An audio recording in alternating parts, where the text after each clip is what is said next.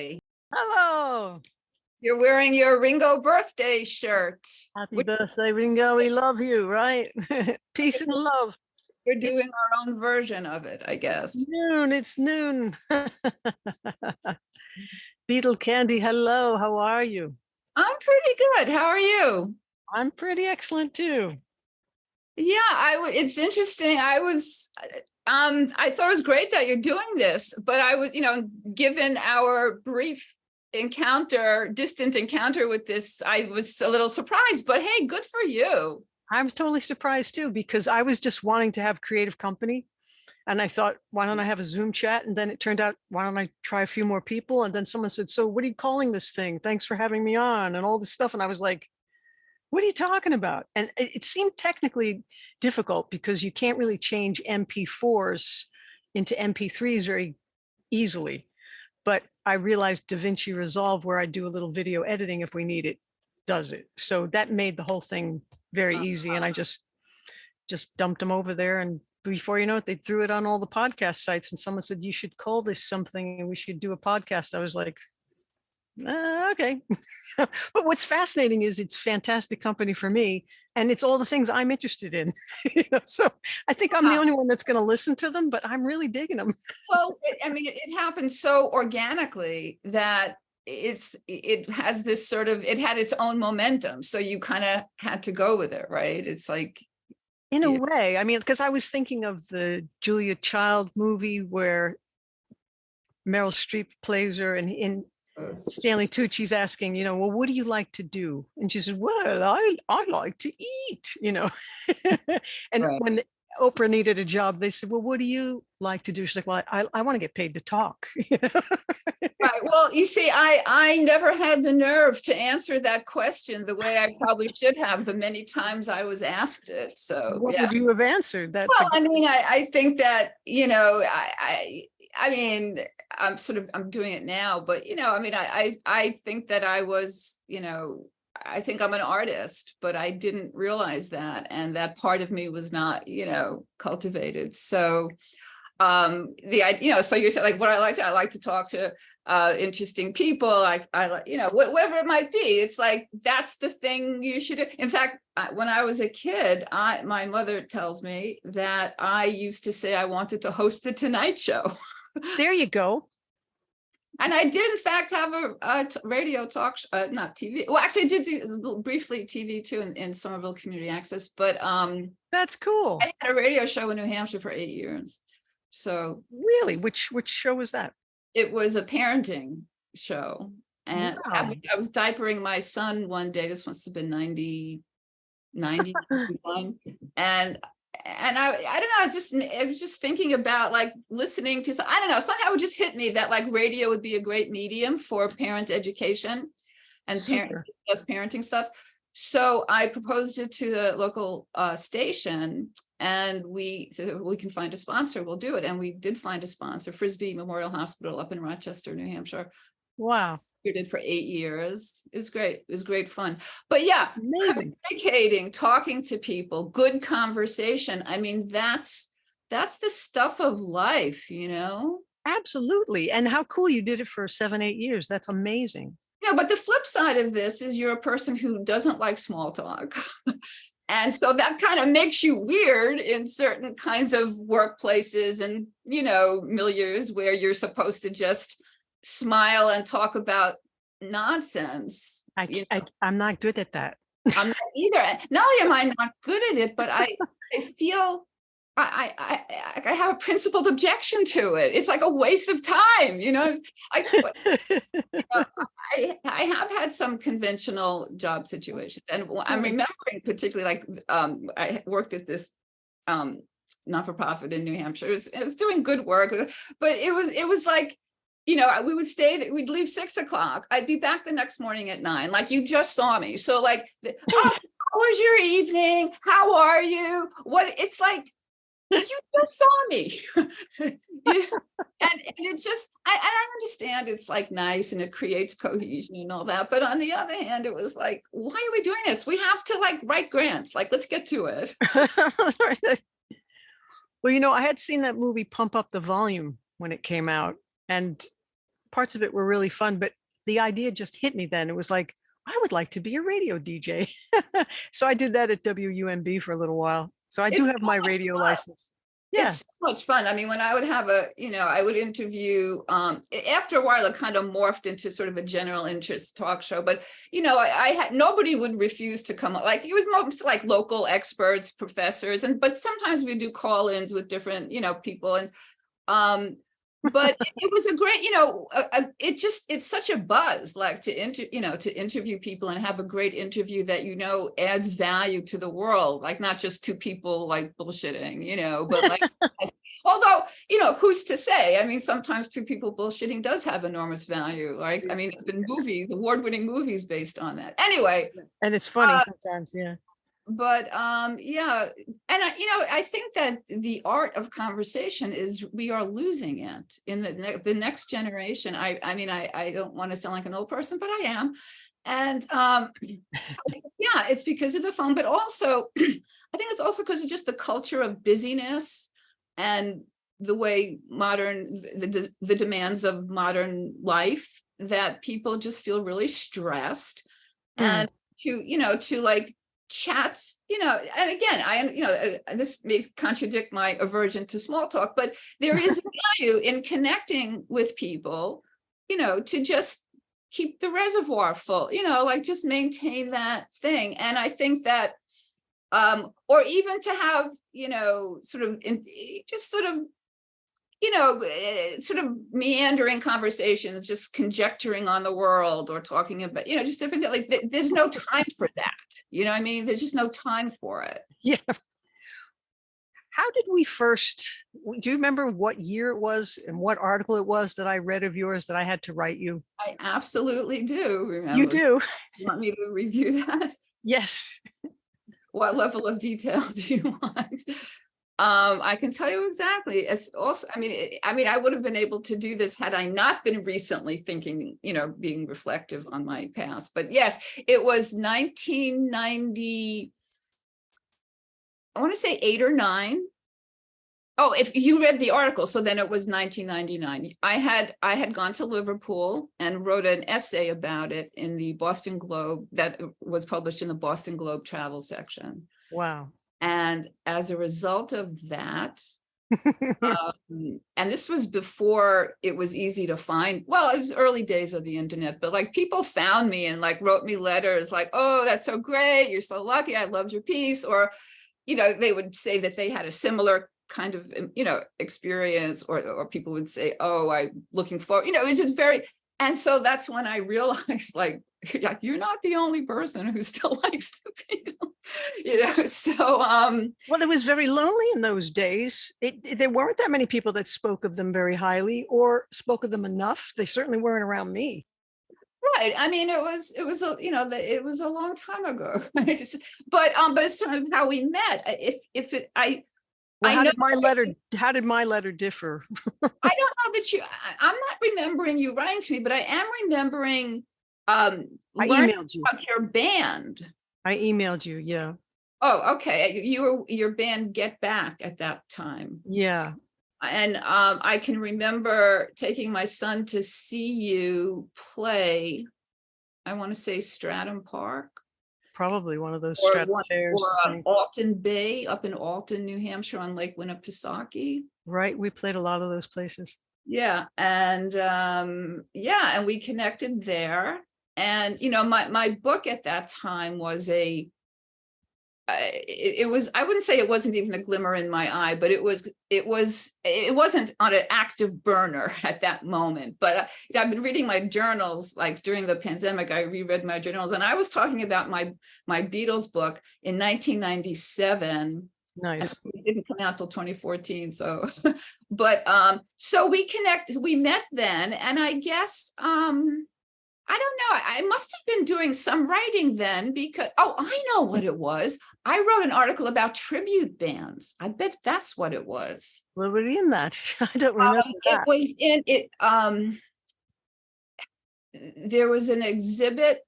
Linda McCartney's photos were exhibited in Manchester, and around the same time, there was a Beatles, maybe it was your band and other tribute bands. And I did an article, it was in the Portsmouth Herald Oh, wow. on, and they did a tie-in with the Linda McCartney exhibit in Manchester. So it might have been that I wanted to talk to you about tribute bands.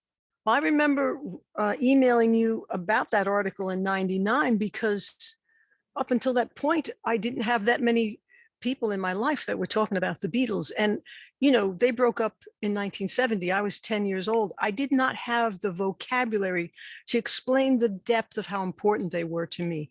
And there was something about the way you started that article and how we watched A Hard Day's Night and how we all had to tune into that dialect of their accents and all the things that you were saying. You had so many beautiful ways of explaining how they nurtured us, how they enchanted us, how their magic affected us. And I was like, oh my God, this is all the stuff I've always wanted to be able to say and explain because I missed them so much. And I felt like you understood that. And I thought, I've got to talk to this person.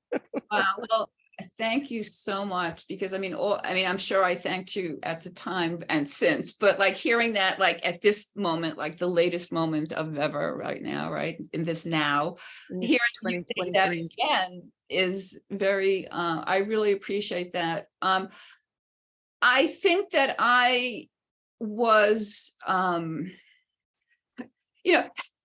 I said, I started to write this book. I first thought about writing a book about the Beatles in '97. And, and I thought, well, surely somebody must have. And there was really no books about the fans, and then I just found Mark Catone's book. I don't know if it's called As I Write This Letter, was the only fan book that was out there.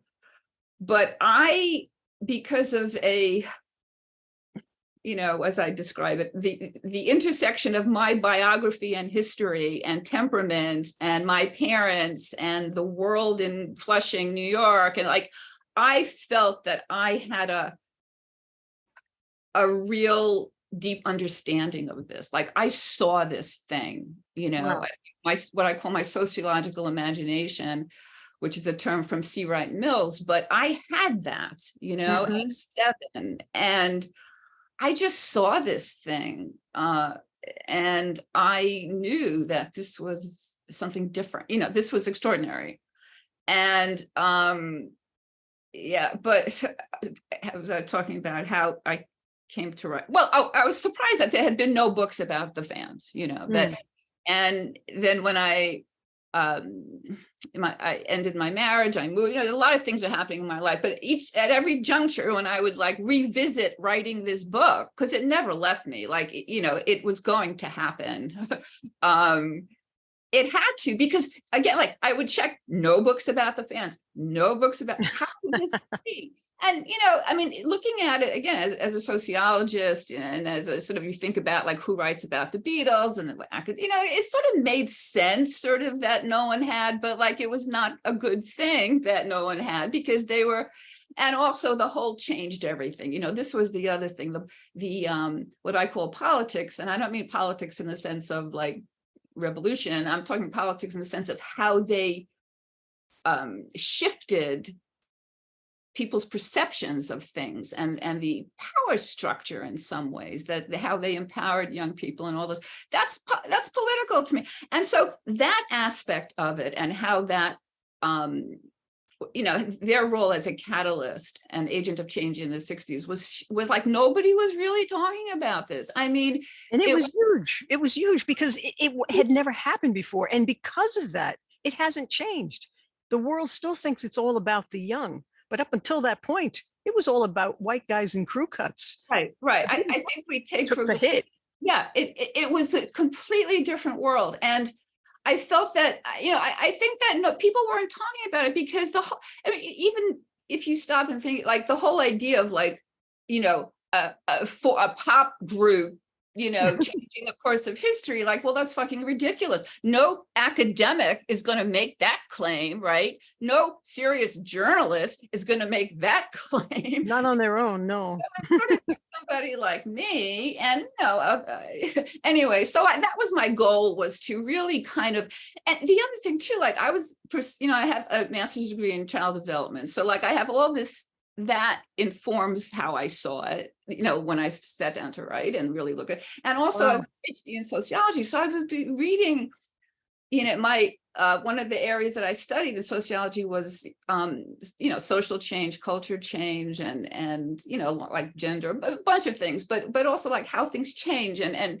historical sociology and all this stuff. And I would read these different theories or articles, and I was like, oh, that's kind of explains the Beatles, or oh, that can be applied to Beatlemania.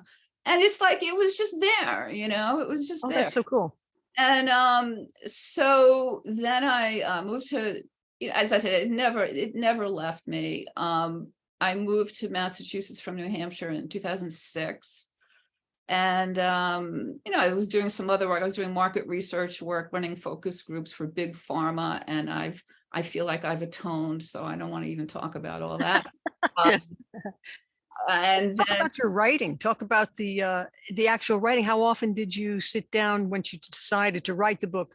Was there any kind of writing schedule? pure torture, uh, Torture, torture and but it's procrastination. one of your favorite subjects. What could be so torturous about writing about the Beatles? Because like why do writers find it torturous? Either perfectionism, procrastination, but I was doing interviews, right? So I had to do, I was doing a lot of interviews, which was really fun. I enjoyed those a lot. And some of them were really long, I would Yeah. and I would transcribe them. And then I was sort of, some of the paragraphs and chunks in the book actually go back to 1999, Nice. because I had started doing all this writing about, fandom, how fandom is sort of looked down upon. That was the other thing I wanted to address, like this kind of dissing of fandom. Like nobody says anything when men travel across the country to a ball game or, to a sporting event, but like, for what, and again, this was 99. So the culture, everything around all this has changed so much. But anyway, so I wanted to kind of redeem fandom as a thing, it's a hobby, it's a leisure activity, like gardening or whatever. If something brings you joy, like it's like what's acceptable needs to broaden, like what people do in their lives and what brings them joy needs to, if it doesn't harm anybody else, needs to be broadened. I mean, we're still seeing this now and how difficult that is, right? I'm meandering all over the place. So you asked me about the writing process. When I got into a flow state, when I found the words, it was great. And it just felt so right, and, I integrated the interview material, and so when I wanted to find quotes to illustrate the point I was going to make, and, found them, and I set up this, using search and Word, and made keyword, all this kind of stuff. And, so it was very satisfying. What helps you get into that flow state? Well, that's a very good question. I ask myself that every morning. I actually been finding it very difficult to write for like years. Like the paperback of Beatleness came out in 2016, and I had planned to write another book that was looking at some of the sort of growing up with pop culture as a girl, at that time and place, and related issues. And with the election of Trump, like it shifted something for me that was really very extreme and hard to get past. And it's not happened yet. However, I'm dealing with it better. So I said, well, how can I write about this? Like, it didn't seem important anymore. I don't know. And then I did write a few articles. I wrote some Beatles related work, like academic stuff. And I wrote, but I wasn't really writing, and it was torturous. But what changed recently, like this is, like I'll tell the solution to the problem. Yoga And I am shocked by it because I tried yoga for many, many years. I hated it. It was boring. Yes, I just could not get into it. And then in February, just this past February, I don't know what made, there was a course online and this locally, it's offered locally, but done online. And I did it and I liked it and I kept doing it. And it's helped me to write, but there's an in-between piece here, which is that the reason I felt suddenly so motivated to write was because all these memories that sometimes come to me for no apparent reason were coming to me during yoga, but they were coming in a different way and inviting me to look at them. Okay. That makes sense because they say a lot of memories and feelings. Absolutely, it's in the body, Yes, in the Now, muscles. these memories are extra, I mean, we can't put labels on people's trauma, but some of them are kind of just sort of benign, like, why am I, like, not a big deal. Some of them are quite unpleasant and some of them are profoundly unpleasant, but none of them are actually new. That's the interesting thing, that there are things that, that cross my mind for one reason or another. Although that said, since this has happened, I feel like my memory is more fluid, that I have access to more things. That's great. So basically what you were describing was your own alignment. You found a way to get back to yourself. And then as you relaxed, all these things came out, memories, thoughts, feelings about things, ways of putting things into words that you could describe how it fits all the things you're interested in. And you thought, okay, time to start writing again, because this needs to go somewhere. Well, it was time to really, in a sense, it was like an unblocking. Like, I need to turn, like, a lot of these memories are now like essays. I'm working on. Nice. Oh, that's great. 1,000-word essays that kind of deal. I mean, I don't know if anybody will ever read them, but I'm getting them out. And in so doing, experiencing those moments of finding that right word, or I don't know, this sentence, every time I read it back, I keep tripping up on it. Why does that happen? And so I go back and it's like you want to, I think of it like this. Okay, imagine a pine dresser, okay, unfinished pine dresser, and it's a little rough on the top, okay, and you have a piece of silk, okay, and it snags here and there, right? Oh, yeah. Snags. So you want to go back and look at that. Is it a piece of dust? Is it whatever it is? It needs to be sand. It needs to be fixed. It's smooth, like frictionless, I guess, really what I'm That's a talking perfect metaphor for it, because lines, whether they're poems or in an article or a book or a lyric, they have to have a flow of their own. They have a music to them and a rhythm. And when you get stuck on something, that's your own frame of reference saying, I can do better than this. There's something else here. So are you a writer that accesses a thesaurus or a rhyming dictionary if you need it? I'll show you what I use. And this is It's right here. It's right under me fingertips. when my mother died and I was cleaning out their apartment. I found this wonderful book, The Synonym Finder. It's fantastic. I love it because it's also text, it's the texture of it. It's big, it's heavy. I just love it. Oh, yeah. But I have to say that I am now, if I'm really into it, sometimes I'll just use the thesaurus thing in Word. Online and stuff too. Or sometimes I'll go in and want to read a little bit of the etymology. Like, it has to be the right word, Oh, yeah. And you know it when you hear it. I don't know what that is. I know Pat Metheny has said, we write a song and then we end up writing the same song our whole lives with every subsequent song. And it almost seems like we've all been here before, but we forget that we were doing this writing thing.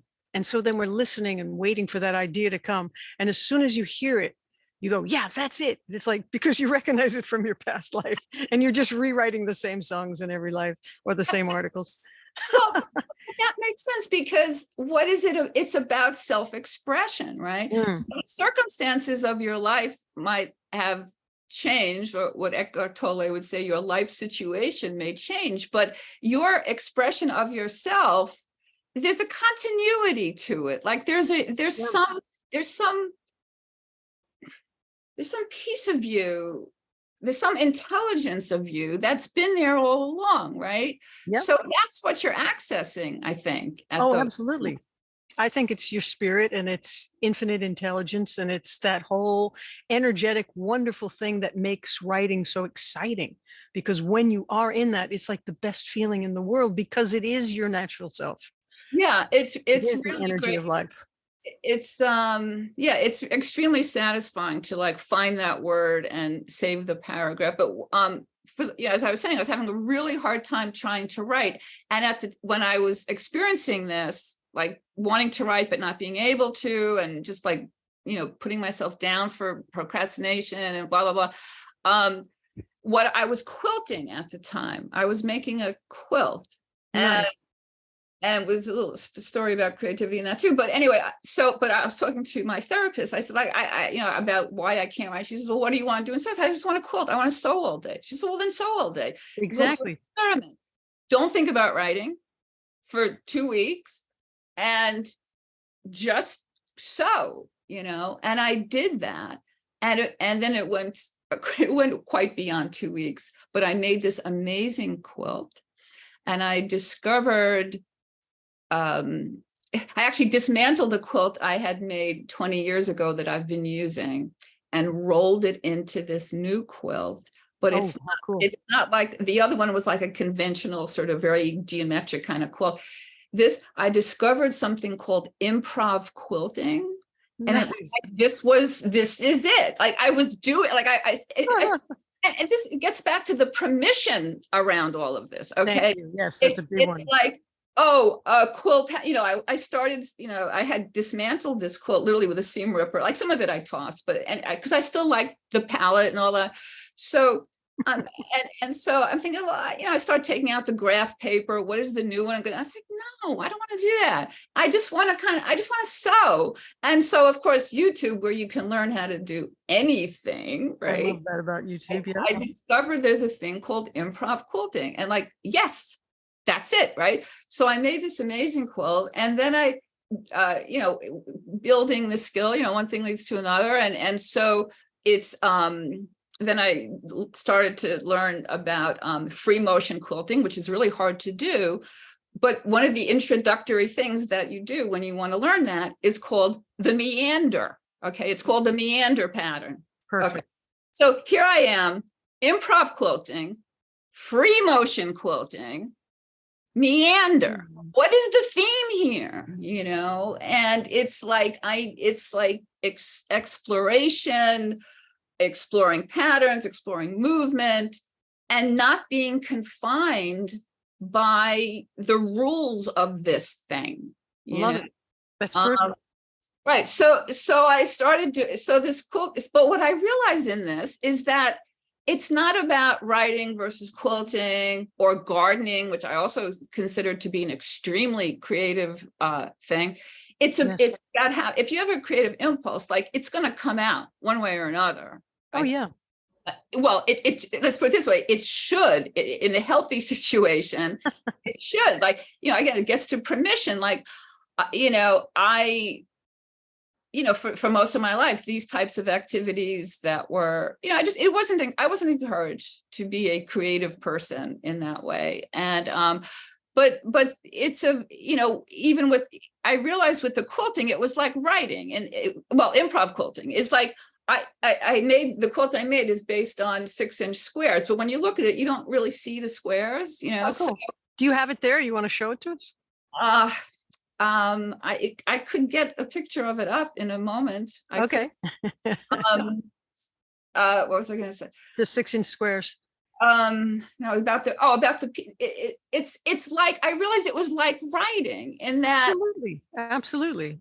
Like I would walk around and in the periods where I was really struggling with writing, I would come up with all these great lines of start pieces. I might even dictate it into my phone, whatever, but I would never do it. I kept this like, I just have to know what I'm going to say, but I don't have to know what I'm going to say. And and doing the quilting freed me to remember that I don't have to sit down and know what I'm going to say. Now, this sounds really like dumb and basic, but I don't know. It's like when I take, I mean, there's a palette. Okay, so there's a defined color palette. So it's not like but I don't know what that square is going to look like when it's done. Exactly. It doesn't matter, right? Exactly. It's No, going to look like it's supposed to look, I guess. absolutely. And that's the whole idea is as artists, we need that sort of, what is the form going to be, so then I can fill it, and we're not sure what it is yet. So exploration was exactly the perfect word, because you have to give yourself permission to dig around and look for the nuggets and save all those wonderful things. Like James Taylor has little ideas all over the place, and then eventually starts putting them in one notebook per song, and he makes little recordings, and he would pull out his little tape recorder and play us these different little moments of songs that weren't used yet. And then, even though he's creatively coming up with all these bits, there is a day where he just sits down and goes, well, I don't feel any new things coming, but do any of these things fit together? And he starts making a quilt of all these song ideas, Right, so. right. And that's because you created it. I mean, obviously, I mean, it doesn't necessarily mean you're going to find a way to connect them, but they're both products of you, right? I think the intention is good. I mean, as long as you say, I will finish this someday, or I'm looking forward to finishing this, your brain will find a way, whether it's tomorrow or 17 years from now. It doesn't matter. Yeah. It's the decision and the intent and the self-respect. Like, I think that's one of the reasons I'm so crazy about Paul McCartney, is that he gives himself so much permission, and people admire him for that, and they want to take him down for that. But it's exactly what an artist needs, is Yeah. this complete freedom to do whatever, whenever, and turn it into something if you desire, but not to stop. The whole idea is to keep going, because that is life. Yeah, I mean, I'm sure you've probably read or are familiar with Rick Rubin's book. Yes, I loved that book. It was quite Yeah, good. I love it too. I bought it for my grandson. I mean, I thought I had the same response to that book as I had to, like, when I read The Power of Now, which is like, okay, this all makes sense to me, but like I was never really allowed to talk about this, like. Right. And who are you going to talk about it with? That's why I want these conversations. But I think what's great about his book is that it's how he puts it in the context of life, of just being creative, and not only in like making art, but also just as a way of cultivating your humanity and your growth as a person. Love it. Yeah. Really important.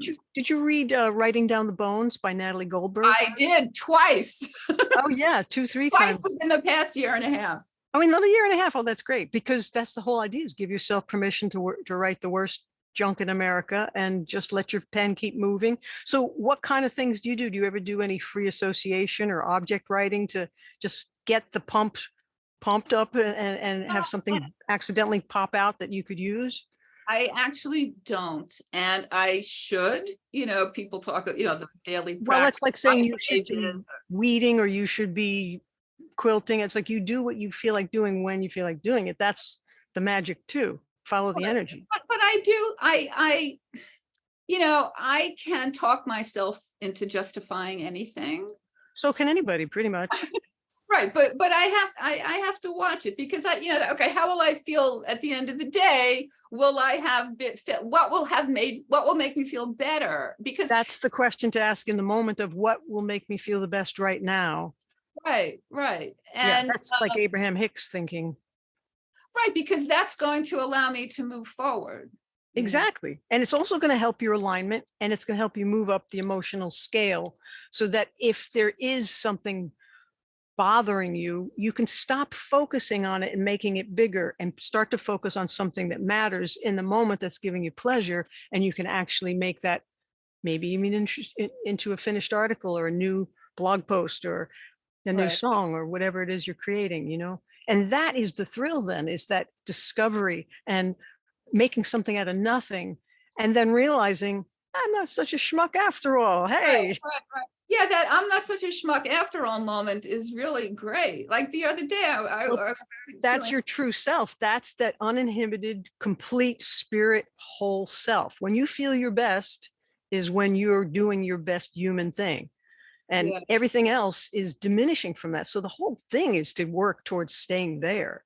And nobody can stay there. It's just variety of energies throughout the day. But the whole point is be your best self, right? So that's why it makes sense with what Rick Rubin was saying, as well as what an artist needs. Right. But in the thinking about this, I mean, then there's the issue of, you get that wonderful feeling. But if, then there's a question of, well, do I want to share this? Like, and then so, which brings it, to a whole other level. But I think by the time, I don't know, it seems to me by the time you're willing to do that, I mean, it feels a little risky, whatever. But I think by the time you're willing to do that, you kind of know in your gut that it's like ready for a trusted insider to have a look or a read, Sure. And, But how do you know when that, I think, how do you know though, if it's the right person and when that time comes though, that can be true, right? well, it's like find what you love and share it, or how Arnold Schwarzenegger will say, be great at something and tell people about it. It's like, really, I don't care what anybody thinks about my music and my songs. I really don't. It feels fantastic when someone likes something or they say it lands with them. I would definitely be like James Taylor, who says it still matters to him very much that people really love his music. But I haven't had that situation where masses of people have been exposed to my music. And I have struggled with that for so many decades, and how different things like that can hurt, because you think, but I like what I'm doing and I feel like it's good and people could or should be listening to this. They're not going to listen to anything they don't know is there. It has to be advertised. And I don't particularly like advertising that much. It's like, if I could just be on every big TV show, everybody would hear about me. But I have to do all the work too. So I'd rather do the creative stuff. And for me, I'm putting all my favorite sounds, all my favorite words, all my favorite vocals or background percussion or whatever it is. It's like I'm just putting all my favorite stuff into a song and watching it bounce off into the world and have some fun. And, it's not about people liking it for me. It's about making more, because I enjoy making it. Right, right.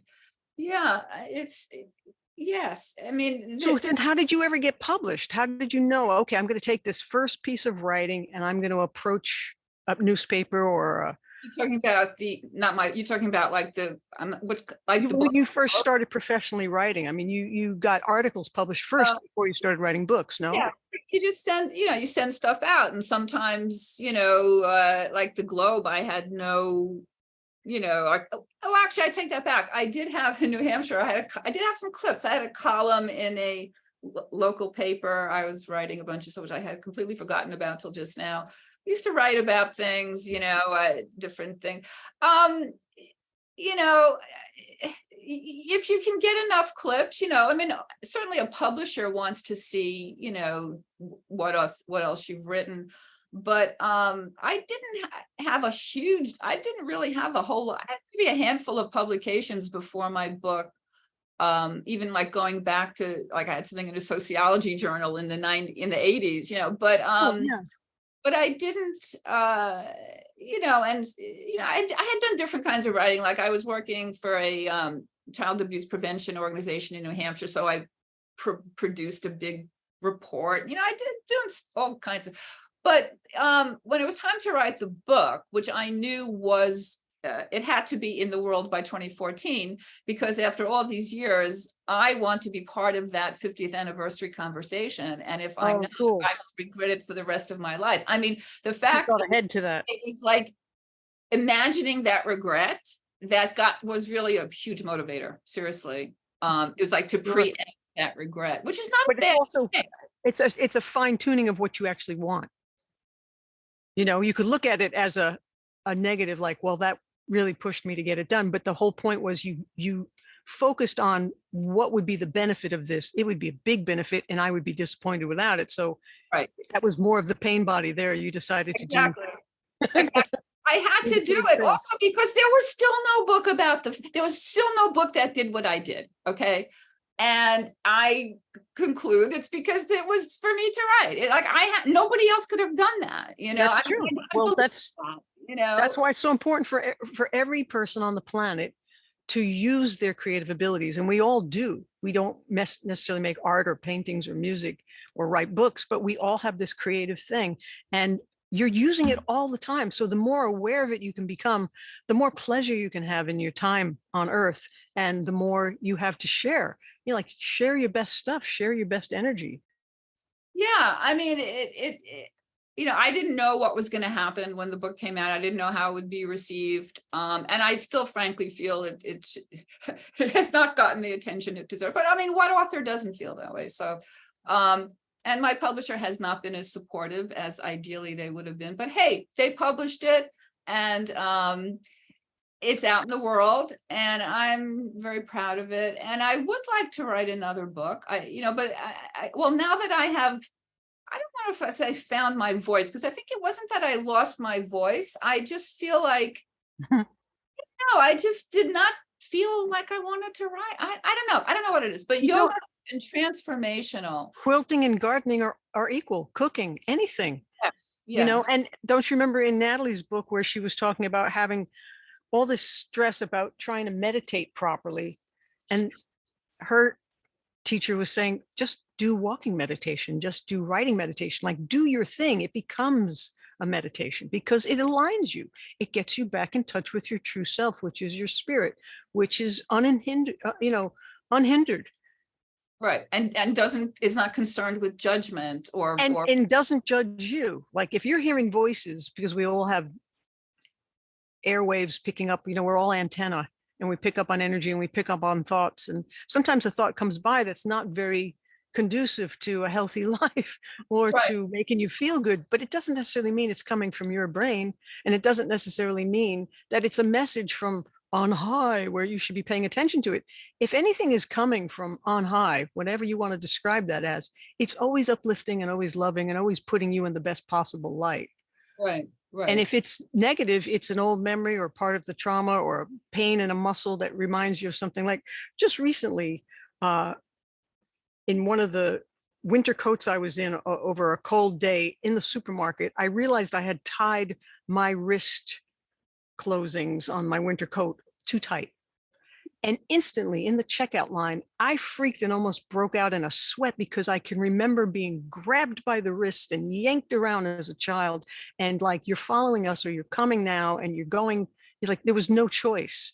And I just thought, oh my God, like you said, it remains in your body, And so it's so important to be gentle with yourself, especially as an artist. We have been beaten up as human beings enough.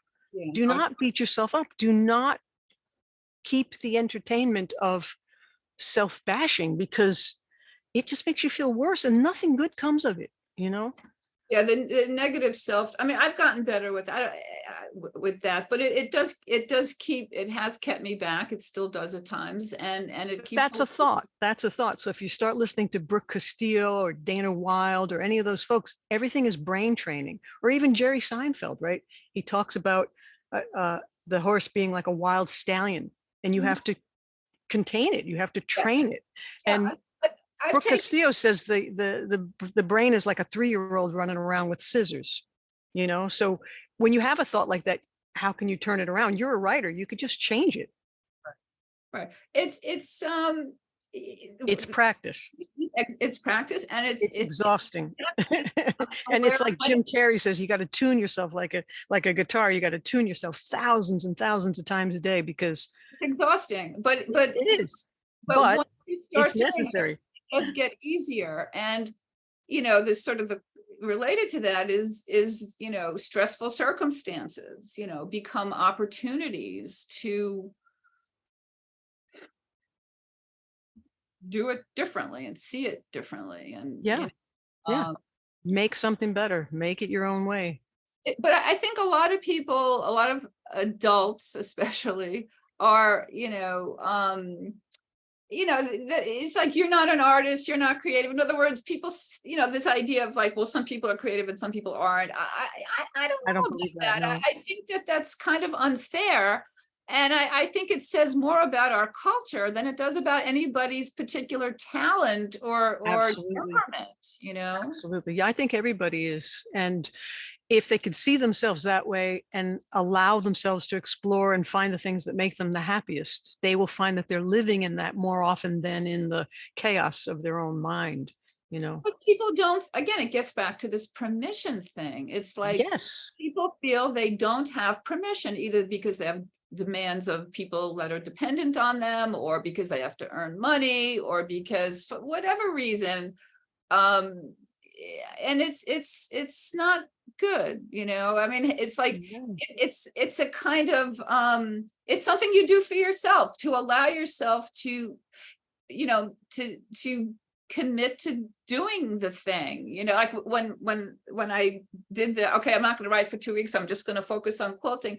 One of the things that was interesting is like all the little, like, it's like I found myself, you know, buying that tool that, well, maybe I don't, you know, I talked myself out of, oh, I don't really need that. Well, it did make it more pleasant, you know. Sure. The right Or tool for the job, as my dad would say. right. Or I, you know, it's, you know, this is when I used to wallpaper, like I used to hate stopping to change the blade, but you have to, or else it's going to look like shit, right?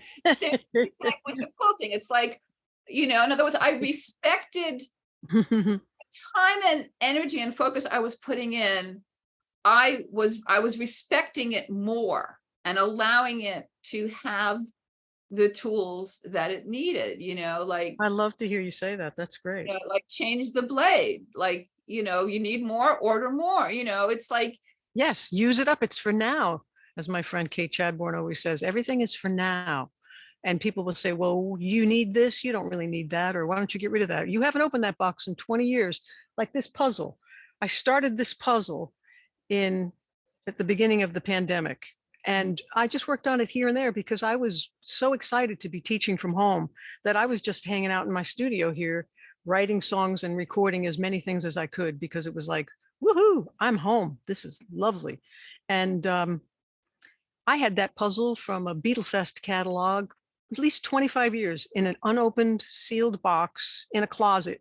And somebody would have easily said, oh my God, you're never going to put that puzzle together, you know. And yet the time came and I thought, it's time. And now it's so exciting because it's framed and it's beautiful. And it was hard to do because it only looks good far away. Close up, it's all very blurry. And they took a beautiful color photograph and made it black and white. This is the photograph of the inside of Magical Mystery Tour booklet. And they're all wearing their colorful clothes. And it was fun to do. But for the longest time, I had so many parts happening and no features, no facial features. And I thought, how could I have so many pieces together and yet I don't see anybody's face? I know the four of them are standing here, you know? So it's all that patience and the whole thing about life and all the creating that we're all doing. It's all a puzzle. You know, yeah. if I had never seen the box top, I wouldn't know what I was going after. And for all the songs I write or the articles that you start, or when you say you just start with a little idea, there's no box top to say what you're even creating. You letting it and you're giving yourself permission and following the interest and the curiosity to turn it into something. What could this be? And, Yeah. you know, a couple of years ago, I was trying to develop various courses to teach. Mhm. And I was like, well, I'll buy the camera equipment and the lights and whatever I need. Let's see if that's, you know, something, because I was asked to do these things and it kept getting put off, put off, put off. And I thought, well, I like talking. I'm going to talk to some creative people, you know, and then all of a sudden, like you said, this thing just took off. I don't even know how. For the longest time, I didn't even expect it to be this. I had no desire to say, I'm going to start a podcast. You know, it But there didn't was, even it just, occur to me.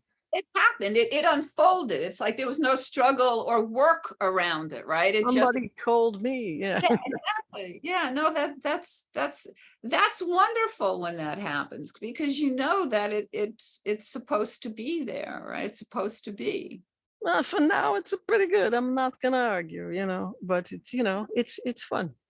So what about like a writing nook or a favorite pen, or do you write on a laptop? Um, I do write on a laptop. Really? Not a fountain pen and paper Well, and no, I do have, I am typewriter and got my pen. I use a Pilot Gel .38, which is a super fine point. I write wow. in my journal with, like, when I write on, like, I have legal pads all over the house. Yeah. You want my technique, I'll tell you. It's like legal pads all over the house, Post-it notes. And Nice. every once in a while, it gets a little out of, I feel like it's getting away from me. So I put them all together, keep or Corral talk. them. If it's a keep, I sometimes create a file or add it to an existing file that's thematically consistent. So I put all that stuff together, but if I'm really writing, I do tend to, at this point, I'm writing on the computer in Word. You But haven't used Scrivener?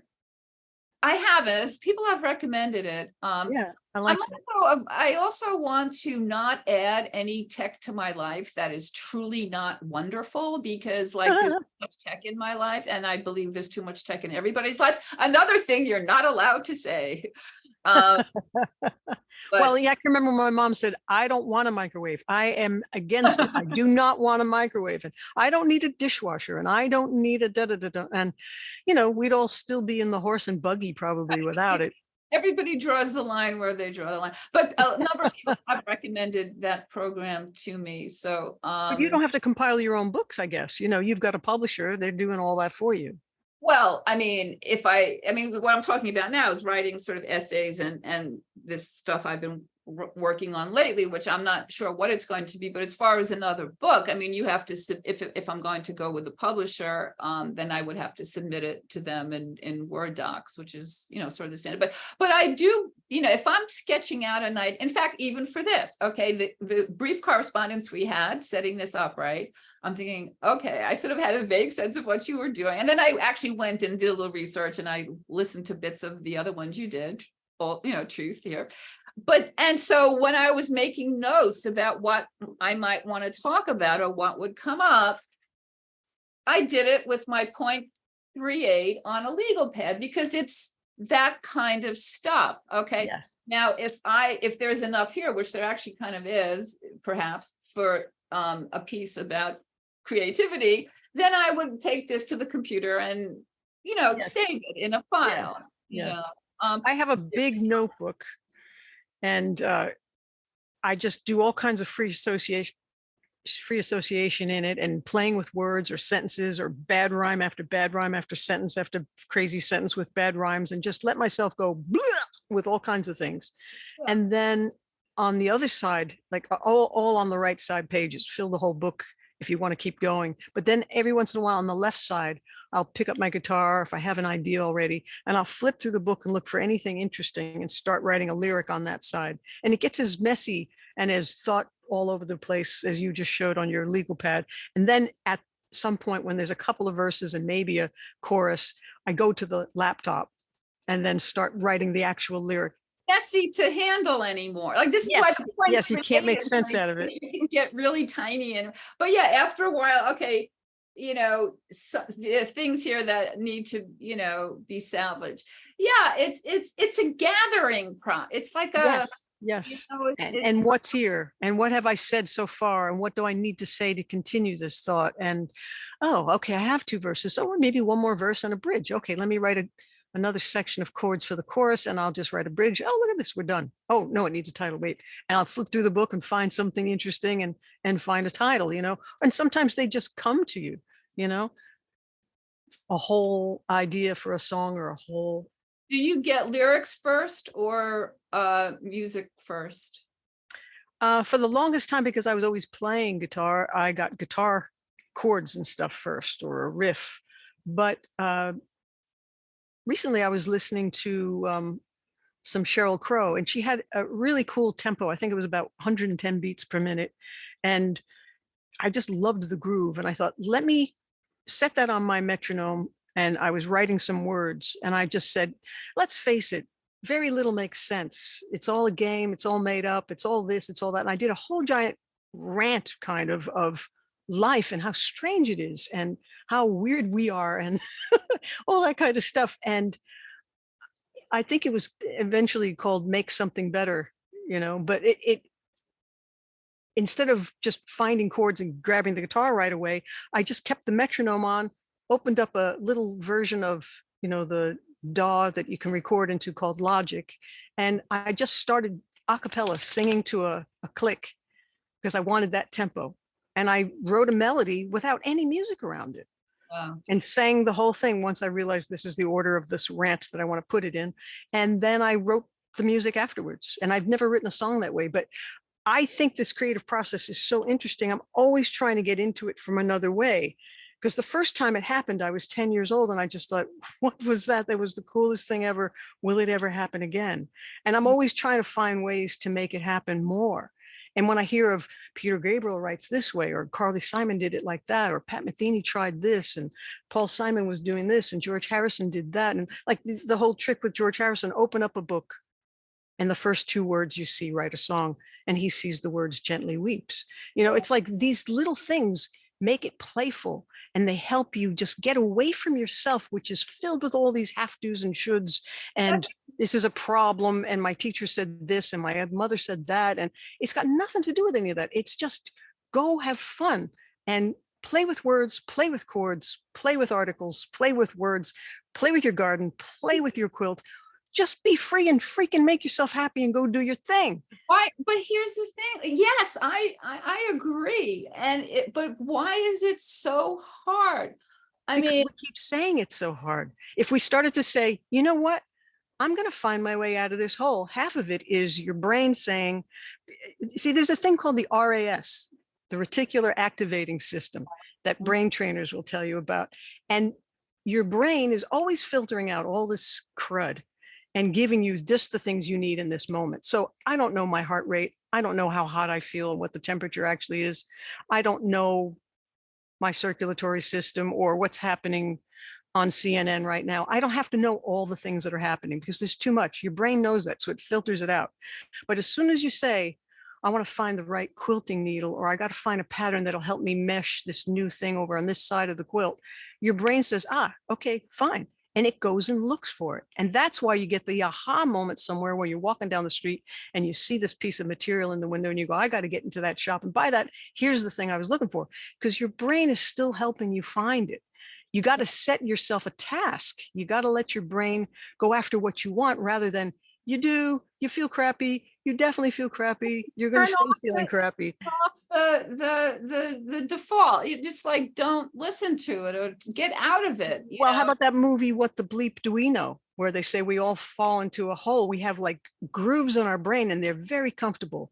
That's how I am. This is where well, that's how you die. My mother made me. You can't live that way because you stop growing. I mean, that's the other thing. You have to, even within a creative practice of some kind, you have to change it up sometime because otherwise it gets stale. And like I'm left-handed, and sometimes like I'm a big doodler too. Like if I'm listening to podcasts and some of them are actually quite nice, and they're cool on my refrigerator, but maybe someday I'll do something with them. But anyway, so sometimes I doodle with my right hand, and it's completely different, That's fun. But I mean, that's kind of an extreme example, but like you were saying before about like, the music come first or words come first, or where do you, in other words, if you try different ways of doing something, you never know how. Because if I pick up an acoustic guitar, very often it's going to come out sounding like a James Taylor kind of thing. It's going to be nice and easy and mellow. And I came up with a little riff one day and I went, this is cool, but what can I do with it? And I thought, let me cue up a little groove somewhere, and brought up the rhythm program on the computer and just quickly made a groove. And I purposefully played the riff so that the fill wasn't where you expected the drum fill. And that turned out to be the song I use for the podcast now. This is a song of mine called Night Vision. And it was just a tiny little thing that sounded like a James Taylor tune that I thought I could write words and make a nice little song out of this. But I thought, why don't I make it an instrumental and make it a little bit more driving? How can I get it more driving? It's like, well, up the tempo a little bit. Again, trying to do something different to break out of my own habits, because from writing from 10 years old on, I'm used to sitting on the floor with an acoustic guitar, having it bounce off the wall and be singing nice and quietly and soothing myself and coming up with ideas. And it's like, but now it's too low to sing. I can't sing this over a band. I have to put it up in a higher register so that I can sing it out over a band. And I have to write something that's more interesting to play drums to, because I love playing drums. And it's all these different ideas that occur to me out of necessity. Like this isn't thrilling me anymore. What is? Oh, this color is. Let me use Do you this. ever feel overwhelmed with all of this? Do you ever feel like Oh, absolutely. sometimes it's just like too much? Yeah, I get tired of hearing myself talk and think and teach, and everything I've ever written, I go, "Ah," and I could still do better, and I want to Yeah. make better recordings, and why don't my productions sound like Elliot Shiner, and why won't Dave O'Donnell teach me some of his tricks? And like there's still so many things calling me that I want to get better at and do. But I also realized that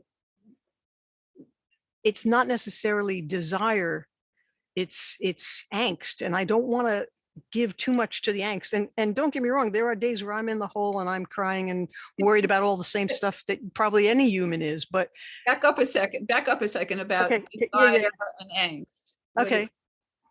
Say Well, more. because you can desire something, but if you're longing for it, you've already decided you can't have it, and it gets back to permission, and that's a really sad Negative, thing. right. So when It's you're negative. crying your eyes out, thinking, I want this and I'll never have it, because you think you won't ever give it to yourself, it's like, no, give it to yourself, because as far as we know, there is this one life, and what are you waiting for?